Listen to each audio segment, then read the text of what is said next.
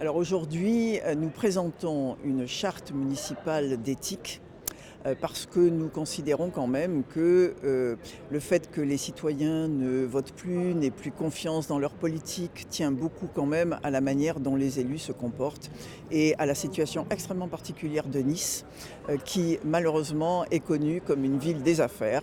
Et ça, c'est ce qu'on voudrait voir cesser dans toutes circonstances, et c'est la raison pour laquelle les points qu'on va développer permettront de retrouver une certaine conduite des uns et des autres.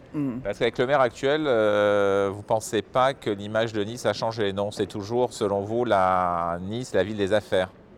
Alors le problème, c'est qu'il y a un enchaînement dans le temps que l'on connaît avec des personnes qui ont eu les rênes de la ville qui malheureusement ont été effectivement condamnées gravement, bien, et que au lieu que de tourner cette page-là, en fait, on trouve moyen de changer le nom d'une rue et de passer de la rue de l'Opéra à la rue Jacques Médecin, en disant qui plus est qu'on est fier du personnage alors qu'il a été par plusieurs fois condamné et gravement condamné. Je veux dire que ce n'est pas avec un message que l'on fait passer comme ça qu'on va effectivement aller sur une autre ère qui est une ère de l'éthique. En revanche, le maire actuel rase des réalisations de l'ancien maire qui n'avait pas forcément une très grande éthique. Ça, vous en pensez quoi? Ouais, alors, on a effectivement indiqué ce que l'on en pensait. Moi, je n'ai pas d'avis spécifique, je ne suis pas spécialiste des constructions. Donc, ce que je constate quand même, c'est que, un, ce sont des décisions qui sont prises sans concertation.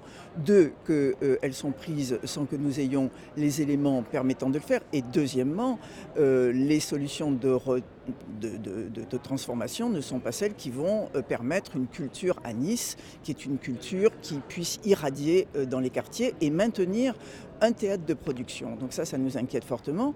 Et puis ensuite, la coulée verte, c'est joli, c'est pas forcément écologique d'ailleurs, mais en tout cas, c'est plus de l'esthétique que de l'écologie.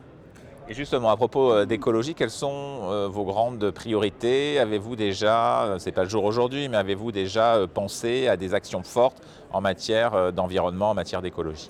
Alors, on est quand même sur un constat qui est un constat fort. D'abord, on est dans une situation très particulière sur Nice, entre mer et montagne. Donc, l'urgence est là, il faut prendre des décisions. Ensuite, on a des rapports qui nous inquiètent. Les rapports, ce sont ceux de décembre 2019 qui nous classent quand même dans le peloton de queue sur les transformations et la transition écologique, sur l'air et la pollution de l'air. Et nous avons un air médiocre. Nous sommes 12 sur 13, juste avant Marseille. Et ensuite, on est dans le peloton de tête des embouteillages. Donc une chose est certaine, c'est qu'il faut prendre des mesures qui sont des mesures drastiques, efficaces sur tout point de vue.